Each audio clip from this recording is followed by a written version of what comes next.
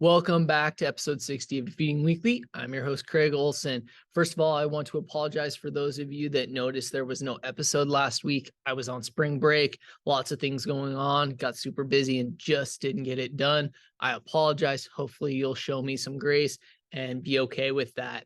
Also, I want to reach out to you all and ask that if you've got any suggestions on topics or possible guests that you think would be great for the show and that other listeners would enjoy as well, including yourselves, please reach out to me. I am always looking for great resources and thoughts of what you'd like me to discuss. Also, over the past several weeks, you've noticed that I have only been posting partial episodes on Facebook and LinkedIn, hoping that you would all go out to Spotify. I am going to go back to the old way of where full episodes are going to be on those platforms as well as on Spotify. So if you are listening and interacting with them on Facebook and LinkedIn, I still ask, if you haven't done so yet, please go out to Spotify and like and follow Defeating Weekly. It helps get it reached out to some other people that maybe are not on those platforms or haven't found it on those platforms where they can still engage with it on Spotify. This week, we are going to jump into a topic that I feel is super powerful and is something that can drive a lot within our lives if we allow it. And that's the idea of the uniqueness of your story. So each of the past few years, I've done a unit with my Avid class titled Our Story.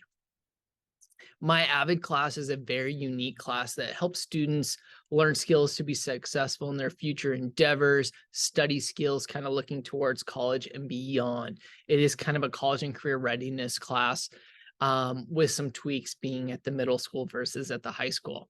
And one of the key pieces, though, that I have really worked on within my Avid classes to institute is the idea that Avid is a family environment. We do team/family building activities every Friday, and I have specifically called them Family Friday versus Fun Friday or Activity Friday. My kids really start to dive in and believe that the Family Friday is important. They call it that way and believe and see ourselves as a family, even sometimes dysfunctional, but still a family. As a result, we get a very tight-knit community in which we live life together beyond the basics of a typical educational day. As such, we do this unit, and the first part is an activity I took from a TED Talk I heard a few years ago. And it's essentially titled something to the effect of a 90-year human life in months. And so it's this piece of paper that really has bubbles that calculate out to 90 years worth of months. I walk through this activity with my students on my life.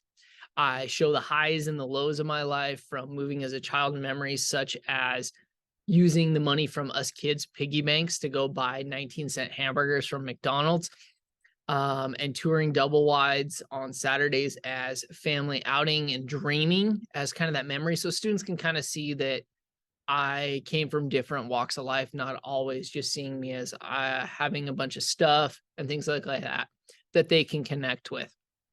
I continue to discuss Rachel's diagnosis and eventual passing, to then being able to marry Tasha and kind of everything in between. That's just kind of those high and low points that I talk about, but there's so much more involved. And I will share kind of a snapshot of that as well as some other things and the comments. I go through this whole whirlwind and discuss how, while I have my bubbles filled up with a lot of stuff, and most of it they didn't fully know at the time. Usually I'll actually have a few kids that will start tearing up as I go through my story, as they kind of feel that connection. I also, though, then explain there's so much empty space still on my paper. We discuss how there's so much more I could have included up until that point, but also so much more that hasn't been written yet. And that's kind of where we start getting that depth of, there's so much unwritten, and what do we do? The discussion usually leads into the fact that we choose often what we want others to know about our stories. Maybe we share very surface level information with those that are acquaintances, and progressively share more with those more close to us. The key takeaway is that more often than not, we don't know a person's full story, and that each of us has a very unique story. We are all unique. It's different. None of our stories are the same. We might have similar experiences, but it's all unique to us as individuals. For those of you listening, I want you to think about the uniqueness of your life story. Have you ever really dove into your life and seen those highs and lows that have happened throughout your life? Not just the current situation you're in, but that whole story. For some of you, that may be a powerful endeavor, or sorry, a painful endeavor that is hard for you to do, and that's okay. But it's important to acknowledge it is your story and realize that it's not fully written and published until the day you're gone from this earth. So this week's action steps, number one, I challenge you to take some time and fill out the human life's activity that I do with my students. I'll have attached that document in the comments below. Click on that. You can download it, fill it out for yourself. You can choose how in depth you go, but I challenge you to try and fill it up as much as possible up until the point you are now. Number two, find someone you feel comfortable enough with to share your bubble sheet with. Maybe you ask them to, if they'd be willing to do it as well, and then you can dialogue and share your stories with each other. But remember, understanding that this is someone that you should feel comfortable with and be able to have that connection with. It shouldn't just be someone that you just randomly choose. And then number three, look at the bubbles past where you currently are. Get up to where you are currently in your life, and then looking at those bubbles that haven't been filled in.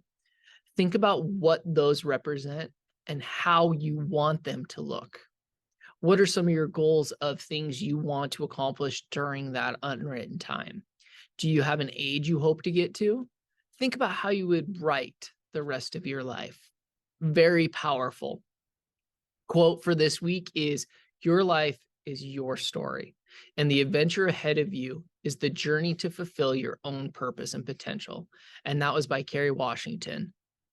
You guys, we're living life together, different levels, but you have a unique story to yourself. Each day, each week, each month, each year, you're writing your story. I hope you guys take advantage of this challenge. You fill it out. Feel free to share your reactions and kind of how it goes with me. As always, I hope you guys have a great day and defeat the week.